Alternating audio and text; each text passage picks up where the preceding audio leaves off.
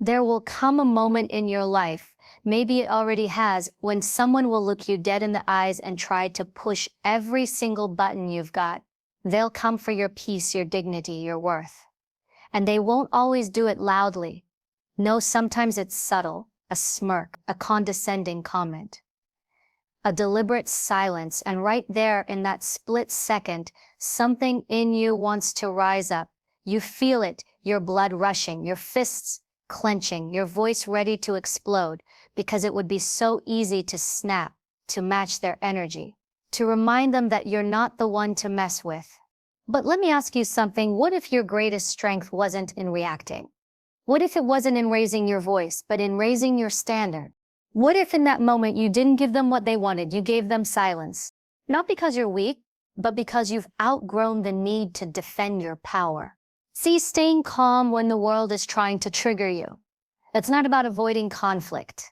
That's not about pretending you don't care. That's about becoming unshakable. That's about having such control over yourself, such command over your emotions, that even when someone's trying to drag you into their storm, you stay grounded in your peace. And let me tell you something, that kind of calm, it's not born, it's built. You weren't born to be reactive. You were born to be responsible with your power. You weren't put here to let other people's chaos steal your clarity. And today, right now, we're going to talk about how you train that level of strength. Because the world isn't going to stop testing you, but you can stop folding every time it does. And when you do, you don't just protect your peace, you command the entire room. There's a lie we've been told since we were children, and worse, it's a lie we started telling ourselves. The lie that what happens to us defines us.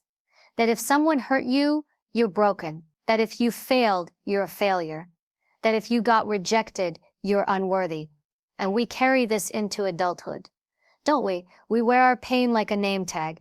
We say, this happened to me, and we stop right there as if that's the end of the story. But let me tell you something that might just shake you to your core. You are not what happens to you. You are what you choose to become because of it. There's a world of difference between the two. You see, life doesn't just happen on your terms. People betray, people lie, doors slam in your face, opportunities vanish. Sometimes the people you love the most, the ones you take a bullet for, they end up being the ones pulling the trigger, and it hurts. Oh, it hurts. I'm not here to downplay that pain. I'm not here to pretend it's easy, but I am here to tell you that pain does not get the final say. Unless you let it, you don't have to become what hurt you. There's power in that. Someone may have left you, but that doesn't mean you have to live like you're unlovable. Someone may have disrespected you, but that doesn't mean you need to question your worth. Life may have tried to bring you to your knees, but that doesn't mean you stay down. You have a choice. And I want you to really feel that today. Not just hear it, feel it. Every single day you wake up, you have a choice about who you're going to be, not who the world tells you to be. Not who your past has tried to mold you into, but who you choose to become. It's not about what happened. It's about what you built out of what happened. Some people go through the fire and come out with ashes in their hands. Others come out forged in steel. The difference? It's not luck. It's not privilege. It's the decision to take back authorship over their life story. It's the decision to say, this pain will not poison me. This storm will not shape me. I will shape me. You don't have to become cold just because the world treated you with ice. You don't have to become hard just because life hits you with something sharp. You don't have to live angry just because someone gave you a reason to be. What happened to you may not be your fault, but healing from it, that's your responsibility. Rebuilding from it, that's your mission. Turning it into wisdom, power, fire, that's your right. Let them doubt you. Let them question you. Let them bring up your past. You are not there anymore. You're not who they remember. You're not who you were when you were hurt, when you were scared, when you were small. You are who you've chosen to become after all of it. And let's be real. Every single person you admire, every powerful human being walking this earth, they didn't get that strength from easy days. They got it from the storm. They got it from rejection, from being overlooked, from being betrayed, from being told they couldn't, and choosing to rise anyway. That's your power. That's your edge. You don't just go through pain, you grow through it. So when someone tries to trigger you, when they try to throw your past in your face, when they try to pull you back into the version of you that you've worked so hard to grow out of, don't bite, don't shrink, don't fight them at their level. Instead, remind yourself, I am not what they think. I am not what I've been through. I am what I choose to do with it. And here's what you do with it. You get stronger. You get smarter. You get quieter, more focused, more dangerous in your peace. They'll wonder why you're no longer reacting the way you used to, why their words don't sting, why their games don't shake you.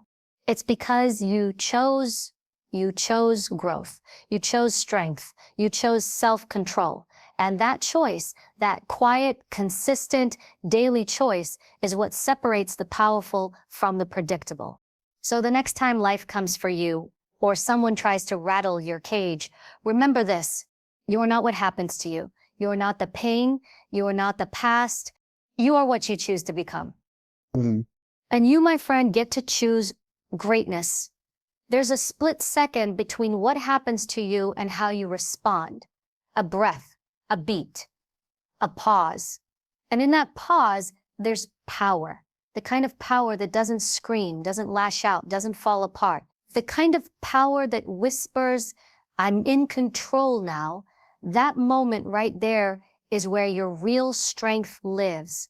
Not in how loud you are, not in how quickly you can fire back, but in how deeply you can pause, assess, and respond with clarity. But most people miss it. Most people don't master the pause. They skip it. They jump straight into reaction. Someone says something disrespectful, we fire back. Someone pushes a button, we explode. A challenge shows up. We panic, and it all happens so fast we don't even realize we've handed over our control.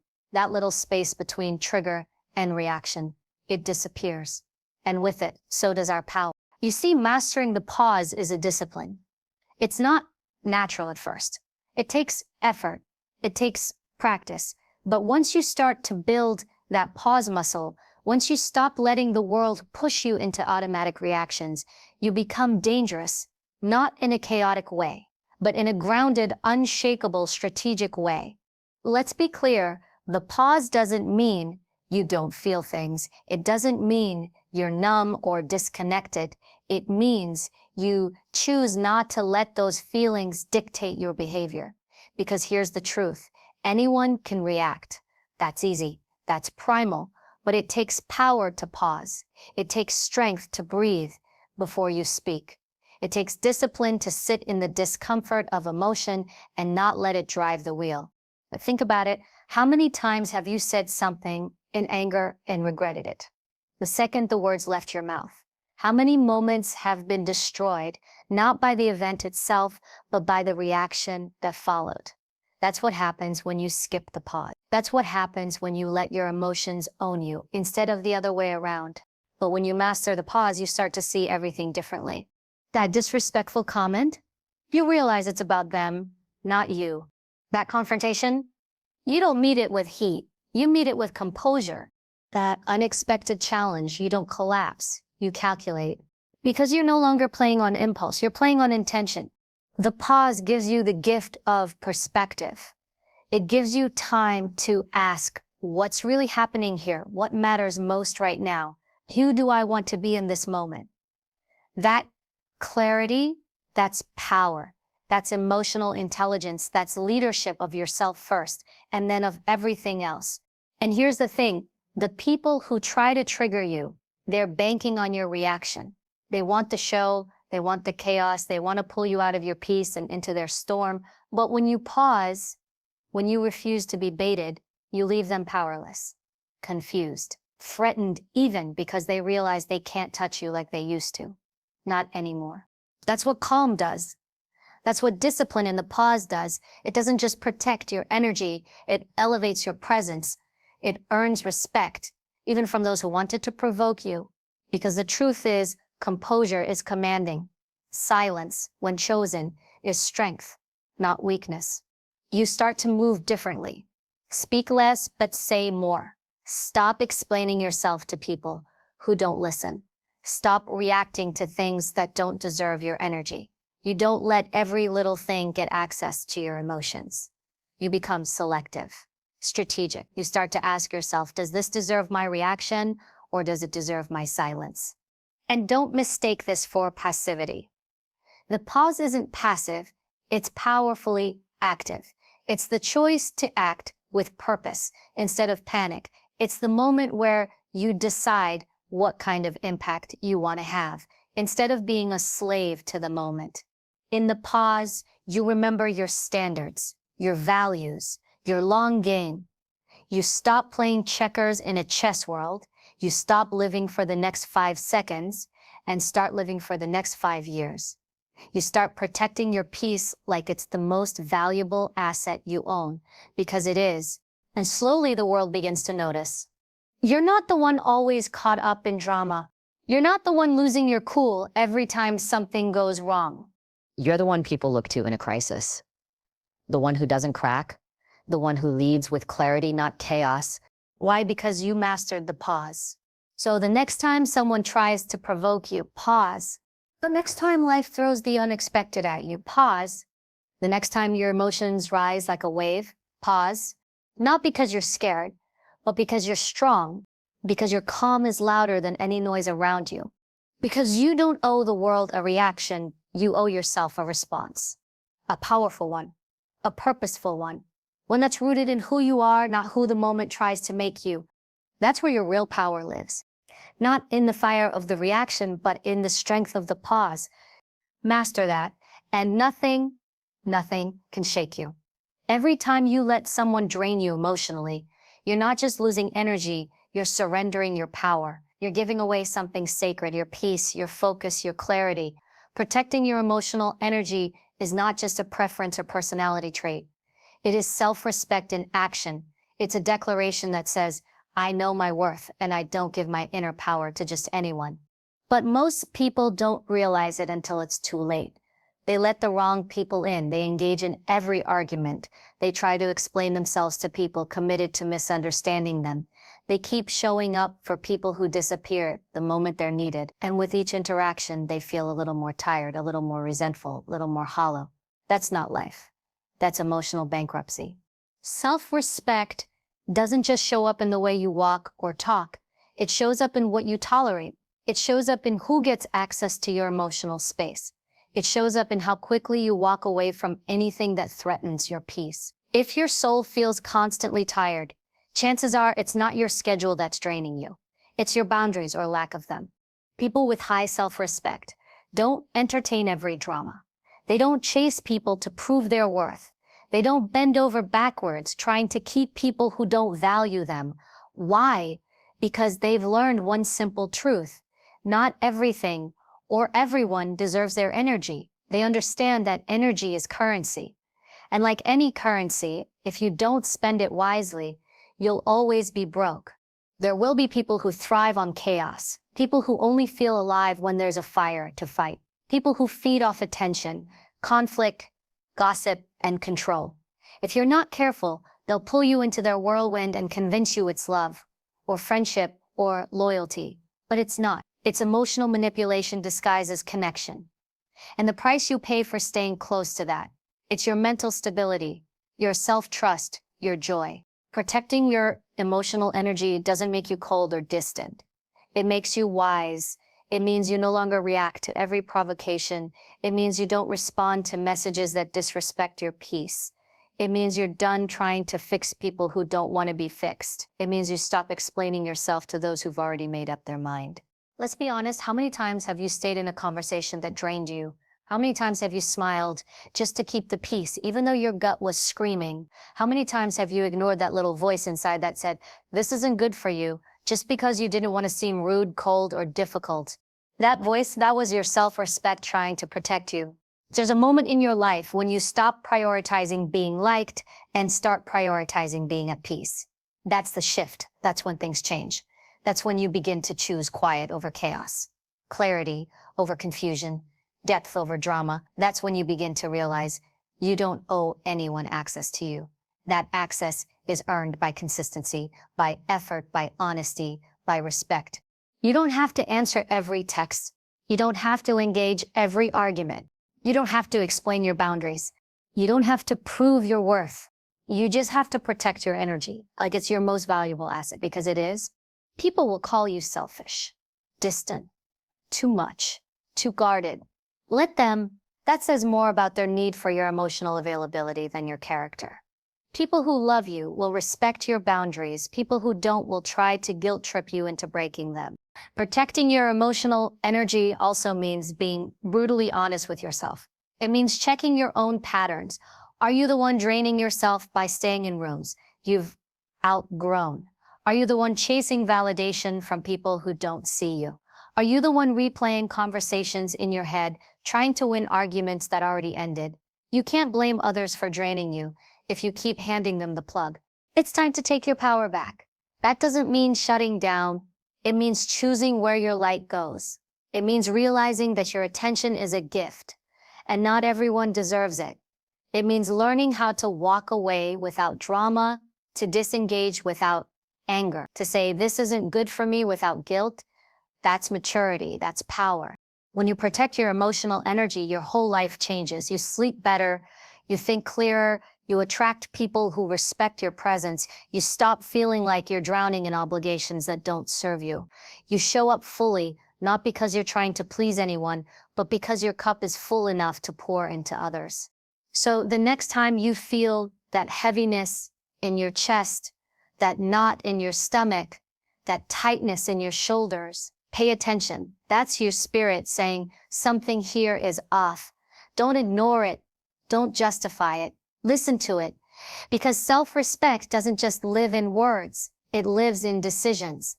And the most powerful decision you will ever make is to stop giving your emotional energy to things that don't grow you. You are not here to be everything for everyone. You are here to protect your peace, your purpose, and your power. And that starts by honoring the space between your energy and their expectations. You're not rude. You're not distant. You're not cold. You're simply done pouring your soul into people who leave you empty. That's not selfish. That's self-respect. When someone tries to provoke you, their goal is rarely about understanding or resolving anything. It's about power. It's about pulling you into their storm. They want a reaction. They want to see you flinch, fold, defend, explode, anything to prove they've touched a nerve. But here's the truth. They don't expect. When you respond with silence, you shift the entire power dynamic. Silence isn't weakness. It's control. It's choosing your battles wisely. It's refusing to let someone else's chaos disturb your inner peace. Most people live in reaction mode. They get triggered and lash out. Someone disrespects them, and they feel obligated to retaliate. Someone gossips, and they rush to set the record straight. Someone challenges them, and they jump to prove their worth. But here's the danger in all of that. When you constantly react, you're giving away your power piece by piece. You're letting someone else dictate your emotional state, and if they can control how you feel, they control how you think, how you move, and ultimately, how you live. There is strength in being unbothered. Not numb, not passive, but intentional. Silence is a response, a powerful one. It's the choice to not dignify disrespect with your energy. It's understanding that not every comment needs a comeback. Not every insult deserves attention. Not every invitation to drama should be accepted. You see, people who constantly seek reactions from others are often trying to escape their own emotional mess. They poke and prod because they lack peace. Misery loves company, and when they can't find it, they try to create it. They want you to match their dysfunction, mirror their insecurity, validate their bitterness. And if you're not grounded, you'll fall for it every single time. But silence, real silence, isn't avoidance.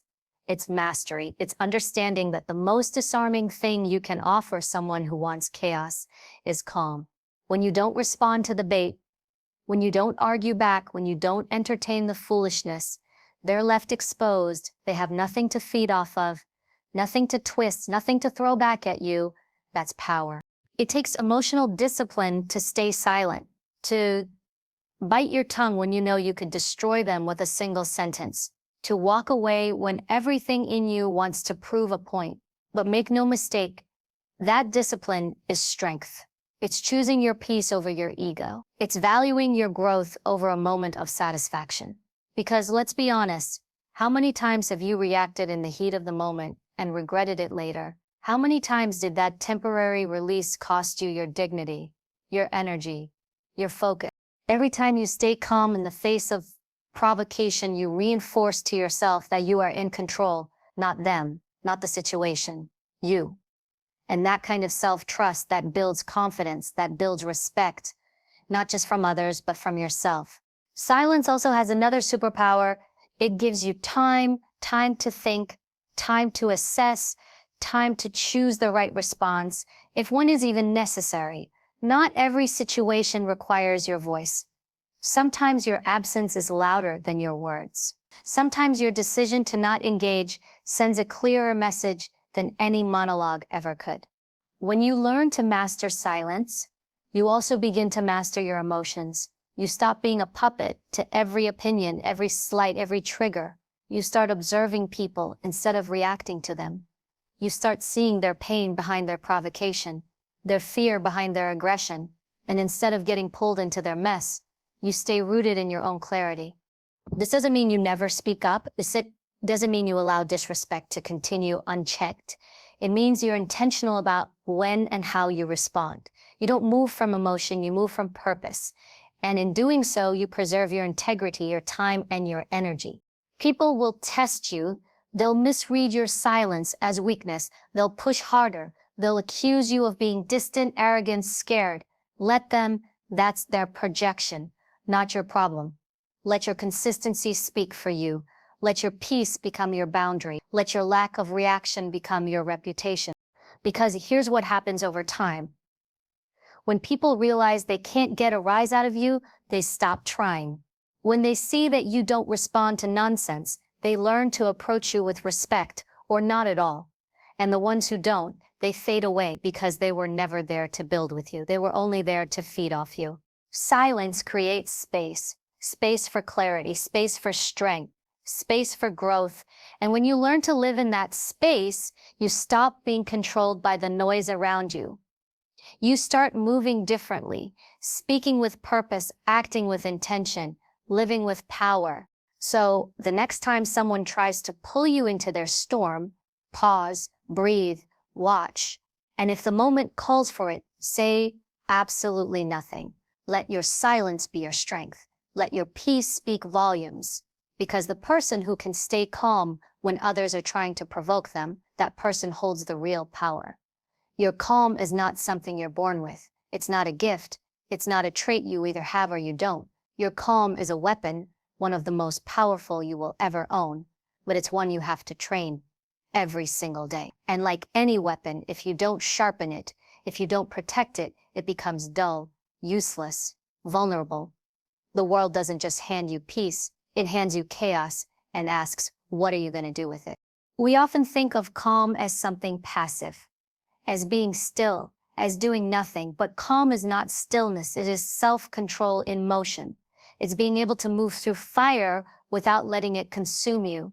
It's keeping your head straight when people around you are losing theirs. It's choosing discipline over drama, awareness over impulse, and composure over ego. But that kind of calm doesn't just show up when life gets loud. You don't just wake up one day in the middle of a crisis and suddenly know how to stay composed. It's trained in the small moments when the driver cuts you off in traffic and you choose not to chase them down with your anger. When someone insults you and you decide your energy is too valuable to spend proving them wrong. When your plans fall apart and instead of crumbling with them, you adapt. That's where the real training begins, not in the storm, but in the quiet before it. Every single time you pause instead of react, you're training. Every time you take a breath instead of snapping, you're sharpening your weapon. Every time you remove yourself from an environment that disturbs your peace, you're choosing strength. Because calm isn't weakness. It's power restrained, it's energy refined. The world is going to test you again and again. People will push your buttons just to see if they still work. Stress will creep in through work, relationships, finances, responsibilities. You're going to feel the pressure. And in those moments, you'll realize that the work you put in when it was easy is what shows up when it's hard. That's why you have to train daily. Because when things fall apart, you don't rise to the occasion. You fall to the level of your preparation. Calm is a decision. And like any decision, it gets easier with repetition. It becomes part of your identity. You start seeing things differently. You stop taking everything personally. You stop reacting to nonsense. You learn to sit with discomfort instead of running from it. You learn that not every battle is yours to fight, not every opinion is yours to absorb, and not every situation is yours to fix. You build routines that protect your mind, whether it's meditation, journaling, walking in silence, or setting boundaries that make space for your mental health. You start saying no more often, not out of arrogance, but out of self-respect. Because anything that costs you your peace is too expensive. You choose people more wisely. You limit time with those who feed off conflict, chaos, and emotional manipulation. You guard your circle the way a soldier guards a gate with clarity and conviction. And when you do get tested, because you will, you respond, not react. You don't match energy. You maintain yours. You don't let their noise turn into your inner voice. You hold the line. You remember who you are and what you're building, and you realize that their attempt to shake you is more about their instability than your inadequacy. The calmest person in the room always holds the most influence, not because they talk the most, not because they dominate the conversation, but because they radiate control. People feel that energy. They notice it, they lean into it. It's magnetic, it's rare, and it's trained. Let others be loud. Let others lose control. You stay grounded, you stay sharp, you stay centered in who you are, what you value, and where you're going. Because when the world gets chaotic, and it will, calm becomes your superpower. It allows you to think clearly, lead effectively, and live with intention. But remember, this weapon only works if you respect it. If you sharpen it, if you train it, you can't fake calm. People will feel it. You either have it or you don't. And to have it, you must work for it. Daily, relentlessly, especially when it's hard, especially when everything in you wants to react, because the calm you choose in private is the strength that will show up in public. So don't wait until you're triggered to start training. Don't wait until life throws chaos at your door to start preparing. Do it now, in the small moments, in the quiet, in the habits no one sees. Because when you commit to mastering your calm, you don't just survive life's storms. You walk through them like they were never there. Train your calm like your life depends on it. Just because one day just might. You weren't built to crumble every time life gets loud. You weren't designed to be at the mercy of every trigger, every insult, every wave of chaos that tries to shake your foundation. You were built to be steady, composed, unshakable. But that version of you doesn't show up by accident. It shows up through intentional work. Through discipline, through choosing strength over reaction. Calm isn't weakness, it's wisdom. It's knowing that your power isn't in how loud you are, it's in how deeply rooted you stay when everything around you tries to pull you out of character. Let the world throw storms. Let people provoke, gossip, attack. That's not your battlefield. Your battlefield is internal. Your challenge is not them. It's staying in command of you. That's what real power looks like. That's how warriors move. Quiet, grounded, untouchable. The next time someone tries to shake you, remember this: their chaos is not your invitation. You don't owe anyone your energy. You owe yourself your peace. So stand tall, stay calm, and walk with the kind of discipline that makes noise without ever raising your voice. Because when you master your calm, you master your life.